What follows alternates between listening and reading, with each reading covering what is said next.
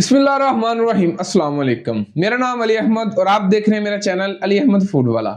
तो व्यूअर्स, जैसा कि आप जानते हैं कि रमज़ान शरीफ का महीना आने वाला है, तो रमज़ान शरीफ के आने से पहले ही हम इसकी तैयारी शुरू कर देते हैं। तो रमज़ान शरीफ में बहुत ज़्यादा चटनियाँ और फ्राइड फूड जो है वो बहुत ज़्यादा शौक से खाए जाते हैं। तो आज मैं आपके साथ खुबानी की चटनी की रेसिपी शेयर करूँगा।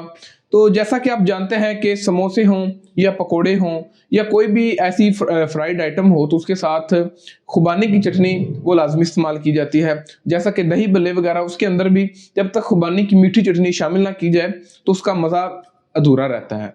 तो आज हम इस खुबानी की चटनी की रेसिपी बनाएंगे जो कि बहुत ज़्यादा मज़ेदार और बहुत ज़्यादा लजीज बनती है। तो ये रेसिपी बनाने के लिए मैंने 200 ग्राम जो खुबानी थी, खुश्क खुबानी लेकर उसको पानी के अंदर भिगो दिया था। तो अभी आप ये देखें कि ये फूल चुकी है। तो ये देखें बिल्कुल नरम भी हो चुकी है, आप देख सकते हैं। तो अभी हम इसको ब्लेंड कर लेंगे।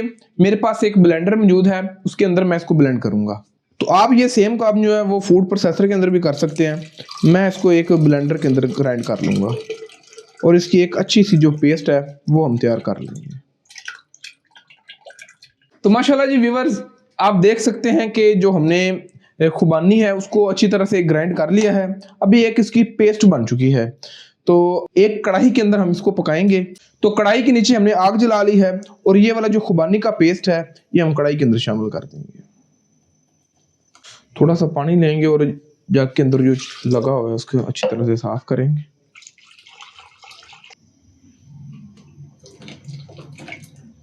हम इसको अब अच्छी तरह से पका लेंगे और बॉयल आने का सबसे पहले तो इंतज़ार करेंगे। ये चटनी इस तरह की चीज़ है कि आप इसको जितना गाढ़ा करना चाहिए या जितना पतला रखना चाहिए आप रख सकते हैं, आपकी अपनी चॉइस है। और इसके अंदर लोग बहुत ज़्यादा फूड कलर वगैरह इस्तेमाल करते हैं, लेकिन हम इसके अंदर कोई प्रिजर्वेटिव या कोई भी फूड कलर जो इसके अंदर शामिल नहीं करेंगे। तो इसकी जो कंसिस्टेंसी है ये बहुत ज़्यादा गाढ़ी है। तो अभी मज़ीद हम इसके अंदर जो आधा कप पानी है वो शामिल करेंगे। तो अभी आप इसकी जो थिकनेस है वो देख सकते हैं कि थोड़ी सी पतली हो गई है, लेकिन जब हम इसके अंदर चीनी शामिल करेंगे और इसको थोड़ा सा पकाएंगे तो ये थिक हो जाएगी। तो जितनी देर तक इसको बॉईल आता है तो आप मेरे चैनल पर नए हैं तो चैनल को सब्सक्राइब कर लें और वीडियोस अच्छी लगती हैं तो वीडियो को भी लाइक कर दिया करें। ये आपकी तरफ से हमारे लिए एक बहुत ही प्यारा गिफ्ट है। आप जानते हैं कि रमज़ान शरीफ के लिए हम आपके लिए बहुत बहुत मज़ेदार सी रेसिपीज लेकर आते हैं, आपको चटपटे खाने सिखाते हैं, आपको आसान जो सादा रेसिपी हैं वो भी सिखाते हैं। तो आपका इतना काम तो बनता है ना कि आप हमारे चैनल को सब्सक्राइब कर लें। तो सबसे पहले जाइए और मेरे चैनल को सब्सक्राइब कर लें, तब तक इसको जो बॉयल है वो भी आ जाता है।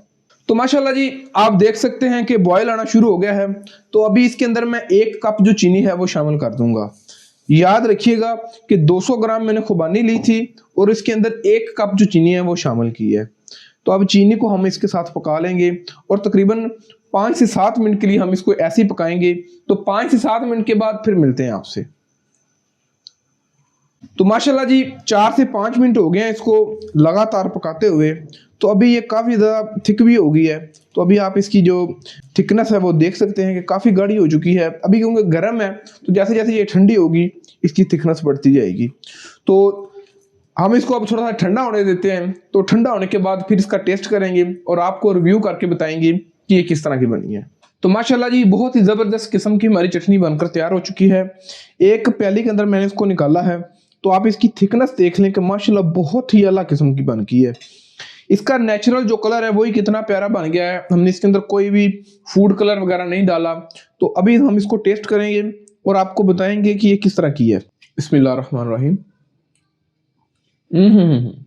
माशाल्लाह व्यूअर्स, जबरदस्त। इसका टेस्ट जो है वो थोड़ा सा खट्टा और मीठा और इतना लेवल का टेस्ट इसका बन चुका है कि हर चीज के साथ ये एक फिट हो जाने वाली रेसिपी है। आप फ्राइड फिश या पकोड़े, समोसे, दही भल्ले, आप किसी भी चीज के साथ इसको खाएंगे बहुत ज्यादा मजा आने वाला है।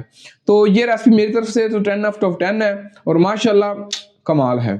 तो अगर आपको मेरी आज की ये रेसिपी अच्छी लगी हो तो मेरी वीडियो को लाइक कर दीजिएगा और अगर आप मेरे चैनल पर नए हैं तो चैनल को जरूर सब्सक्राइब कीजिएगा। तो इंशाल्लाह फिर मिलेंगे आपसे किसी अच्छी सी वीडियो में किसी ऑथेंटिक रेसिपी के साथ। तब तक के लिए मुझे और मेरी टीम को इजाज़त दीजिए। अस्सलाम वालेकुम।